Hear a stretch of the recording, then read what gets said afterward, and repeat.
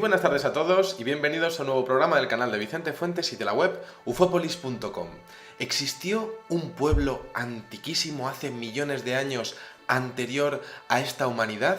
En este videoprograma vamos a estudiar dos muestras de lo que serían objetos perdidos en el tiempo que estarían exponiendo la posibilidad de que hubiese existido seres humanos de civilizaciones remotas avanzadísimas y que desde luego pues romperían lo que sería la cronología oficial de la historia moderna. Vamos a coger nuestra máquina del tiempo preferida y nos vamos al año 1995 hacia los Urales, esa zona que está en Asia y que es un auténtico nido de misterios desde hace cientos de años. Vámonos con el doctor Alexander Chuvirov,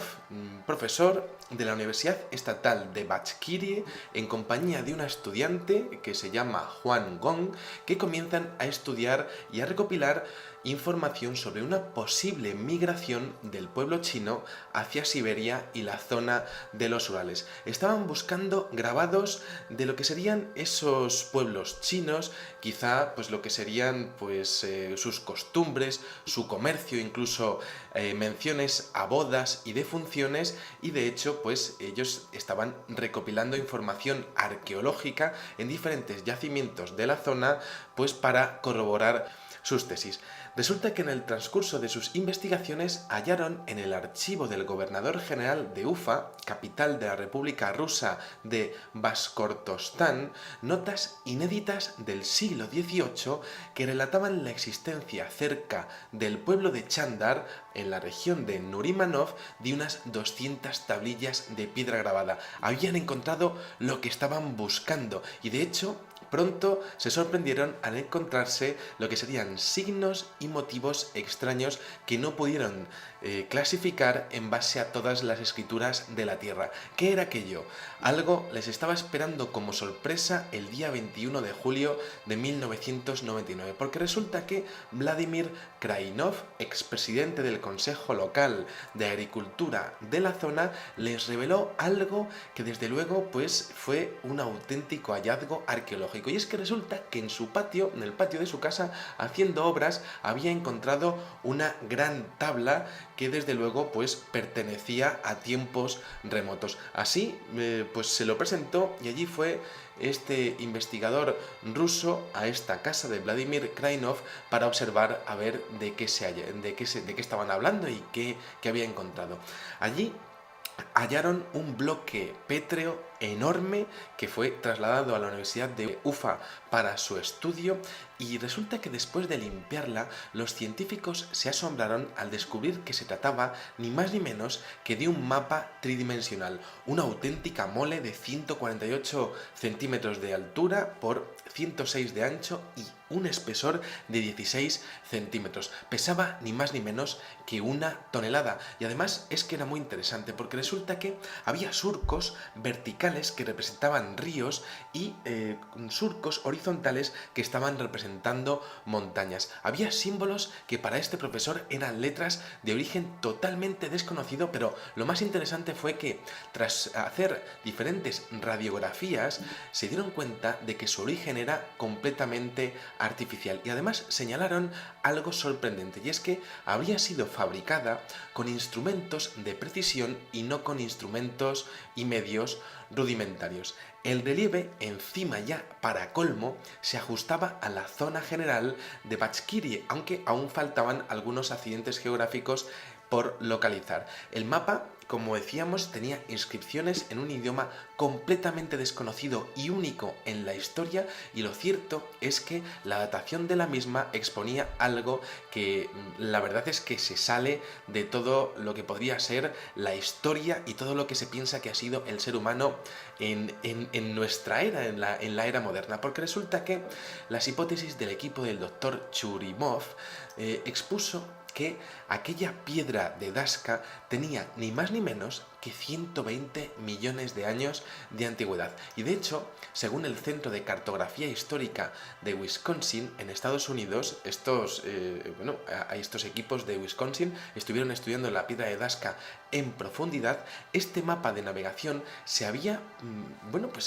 tenido que realizar exclusivamente a través de observaciones aéreas. Claro, estaríamos hablando de una civilización muy avanzada que habría plasmado sus conocimientos en un mapa de roca para que realmente perdurase en la historia. Esto es muy interesante porque hace 120 millones de años el planeta se encontraba en el Cretácico y por supuesto los Urales no existían, estando esta zona sumergida bajo el mar. Entonces habría que pensar que habría sido trasladada desde un punto del mapa del mundo en donde habría tenido su apogeo esa civilización hace 120 millones de años y habría sido escondida en un lugar en el cual finalmente habría sido edificada una casita y a aquel buen hombre se le habría encontrado haciendo obras en su jardín. Una historia realmente sugerente que estaría exponiendo un saber absolutamente desconocido de una humanidad que desde luego estaba mucho más avanzada de lo que pudiésemos pensar, sobre todo porque tendrían que haberse levantado en la altura, tendrían que haber observado toda aquella zona prácticamente con la visión de un astronauta. Y esto enlaza perfectamente con uno de los OPARTs más importantes de la historia, ni más ni menos que el mapa de Piri Reis, descubierto el 11 de noviembre de 1929, un mapa muy protegido por el gobierno de Erdogan, una carta náutica elaborada supuestamente por el almirante otomano Piri Reis en el año 1513 y publicada en 1523 como parte de su obra El libro de las materias marinas. Resulta que Piri Reis se basó en mapas con una antigüedad como mínimo de 1500 años, es decir, estamos hablando de la era de Alejandro Magno, y de hecho destacó y ha destacado a lo largo de la historia por un grandísimo misterio, y es que aparecen representaciones de tierras hasta entonces completamente desconocidas, y de hecho Piri Reis aludía a que parte de sus fuentes venían de lo que serían o habrían sido los antiguos reyes del mar, lo que sería una mención al antiguo pueblo atlante. Esto, por supuesto, suscitó muchísimo interés entre los estudiosos de lo que serían los OPARTs. Este mapa, el original, se encuentra en el Museo Topkapi Sarayı de Estambul. Muy poca gente tiene acceso al mismo. Estamos hablando de algo realmente gigantesco, 85 por 60 centímetros. Está dibujado sobre piel de gacela y de hecho parece que bebe de fuentes medievales también, porque resulta que en lo alto del mapa aparece un barco anclado junto a un pez con dos personas sobre su lomo, y esto enlaza perfectamente con la leyenda de San Borondón de las antiguas culturas célticas. Claro, esto es muy interesante porque el mapa de Piri Reis tendría que remontarse a diferentes épocas, como si hubiese ido cogiendo elementos de diferentes hallazgos de todas las culturas de la historia. Pero ¿hasta cuánto tiempo? Resulta que claro, se ha hablado en muchas ocasiones que Colón pudo haber tenido acceso a la información contenida en este mapa, y de hecho esto se corroboró porque resulta que en el año 1501 el capitán Kemal Reis aprisionó, realmente capturó a parte de la tripulación que había viajado con Colón y descubrió que estos llevaban un mapa en el que habría utilizado Colón en su viaje al Nuevo Mundo, que tenía parte de los conocimientos del mapa de Piri Reis. ¿De dónde salía toda esta información? Claro, tenemos que entender que en aquel momento solamente se conocían dos mapas, uno que estaría exponiendo el mapa de Bartolomé Colón, hermano del famoso marino, que muestra parte del Caribe, y el mapa de Juan de la Cosa, miembro de la expedición también de Colón. Pero claro, ¿de dónde habían sacado aquellos conocimientos? Resulta que si estudiamos un poquito mejor el mapa, encontramos con lo que serían relieves precisos y perfectos toda Europa occidental, la costa occidental africana, las Azores, todo con con su perfecta latitud, unos mapas absolutamente precisos, la costa sudamericana, de hecho, pues el lado del Pacífico no aparece muy preciso, pero el lado del Atlántico sí. Lo que pasa es que el lado del Pacífico realmente no se conocía, y es muy interesante porque aparece la cordillera de los Andes, a la que no se llegó hasta décadas después. Claro, es muy interesante también el hecho de encontrar la costa oriental de Brasil completamente perfecta, lo que sería milímetro a milímetro el mapa de la Antártida, ni más ni menos que hace 11.000 años. Y claro, teniendo en cuenta que hace 6.000 años la civilización estaba emergiendo, ¿quién estaba en la Tierra observando la Atlántida? Pues sin su capa de hielo, que tiene a día de hoy de 1 kilómetro de grosor, hace 11.000 años. Claro, estamos hablando de un mapa que habría tenido que haber sido diseñado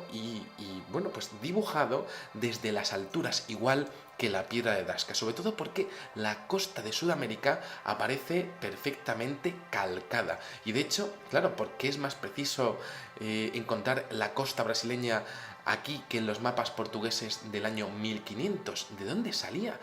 otra vez todo este conocimiento? Además, aparece la isla de Marajó, no descubierta hasta el año 1543, las Islas Malvinas, no descubiertas hasta el año 1592, el uso de meridianos, esto es muy curioso, el cálculo del tamaño y del eje de la Tierra es absolutamente perfecto, y claro, esto tendríamos que entender que solamente habría sido posible de realizarse si se hubiese utilizado la tecnología vía satélite, o pues prácticamente una cartografía a través de lo que sería tecnología de infrarrojos. ¿Cómo es posible que unos mapas del siglo XVI detallasen con precisión milimétrica, como decíamos, el continente antártico? Bueno, esto es realmente fascinante, pero a mí lo que más me interesa fue el desarrollo de las investigaciones, porque resulta que un profesor de historia de la ciencia de New Hampshire, en Estados Unidos, se interesó por él después de pasar sin pena ni gloria desde principios de siglo. Y resulta que aquel hombre llamado Charles Hapgood, profesor que desde luego pues no tardó mucho tiempo en poner en manos del Escuadrón de Reconocimiento Técnico de las Fuerzas Aéreas de los Estados Unidos tal hallazgo, pues resulta que realizó una serie de conclusiones, un informe, el día 6 de julio de 1960, que desde luego resultó increíble. Y es que decía que aquello de la Antártida no podía ser posible, porque la última vez que había sido,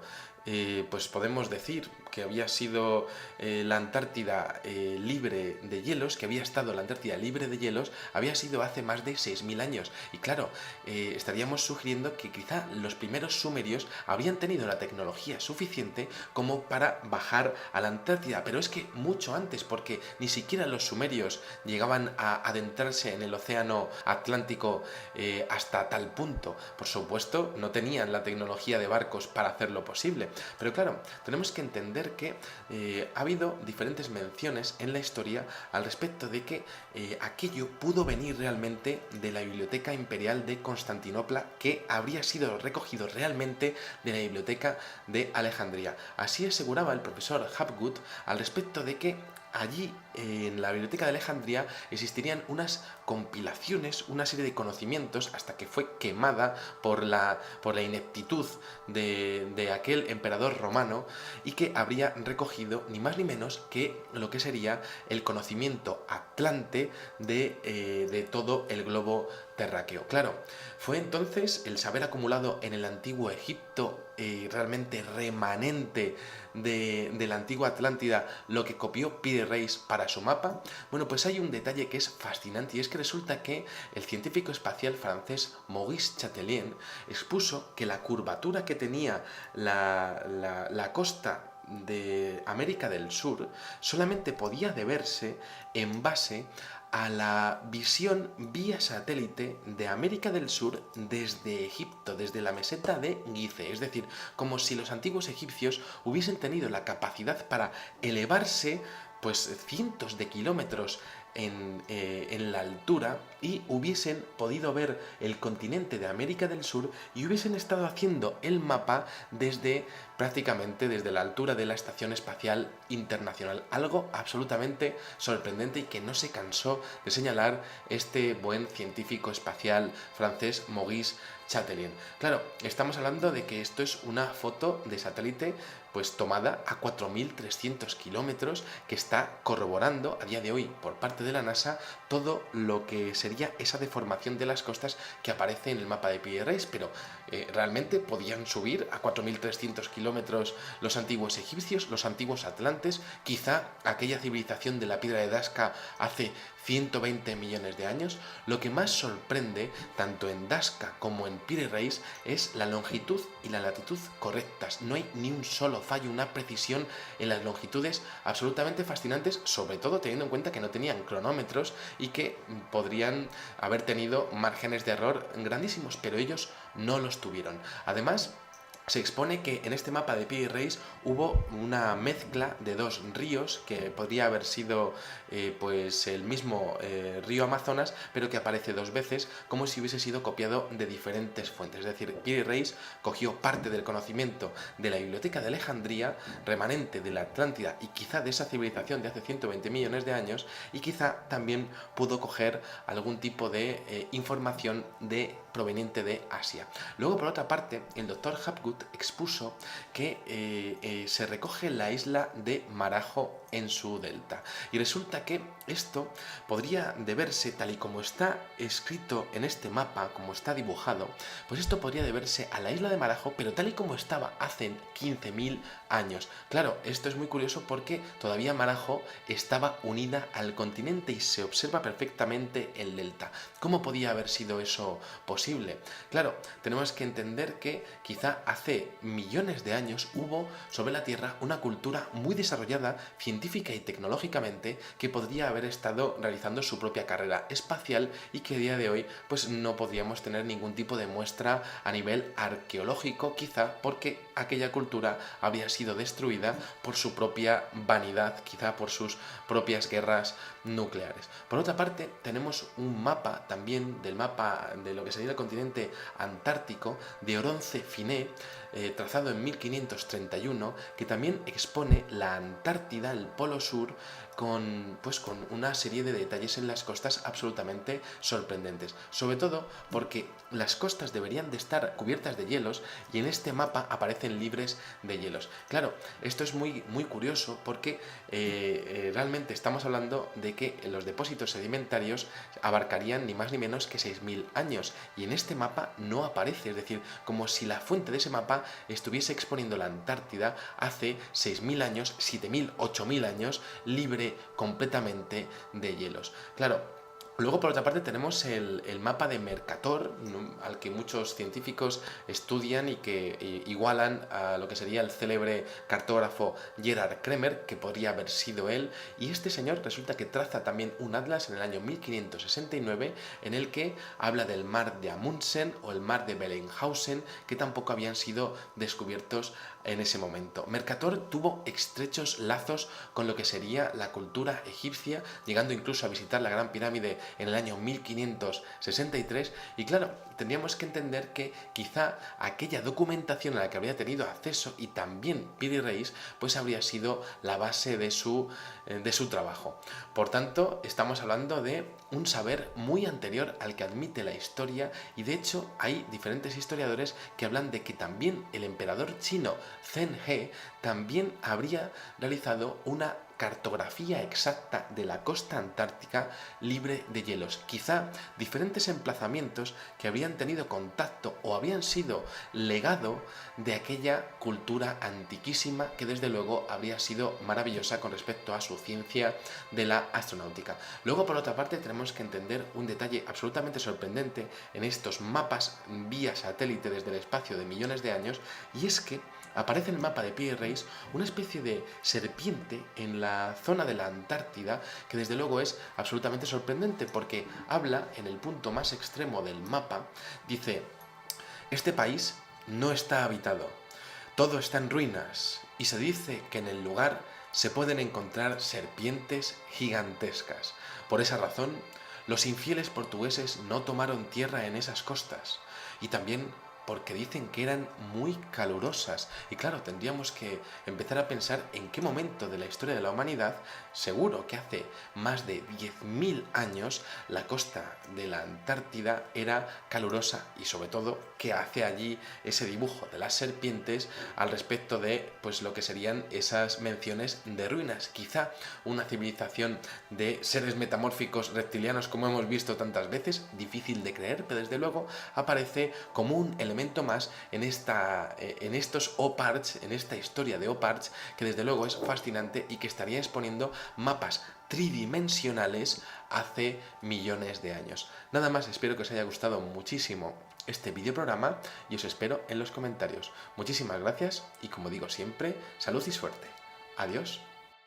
Porque resulta que Vladimir Krainov, expresidente del Consejo Local de Agricultura de la zona, les reveló algo que desde luego pues fue un auténtico hallazgo arqueológico. Y es que resulta que en su patio, en el patio de su casa, haciendo obras, había encontrado una gran tabla que desde luego pues pertenecía a tiempos remotos. Así pues se lo presentó y allí fue este investigador ruso a esta casa de Vladimir Krainov para observar a ver de qué estaban hablando y qué había encontrado. La rusa de Bashkortostán, notas inéditas del siglo XVIII que relataban la existencia cerca del pueblo de Chandar, en la región de Nurimanov, de unas 200 tablillas de piedra grabada. Habían encontrado lo que estaban buscando y de hecho pronto se sorprendieron al encontrarse lo que serían signos y motivos extraños que no pudieron clasificar en base a todas las escrituras de la Tierra. ¿Qué era aquello? Algo les estaba esperando como sorpresa el día 21 de julio de 1999.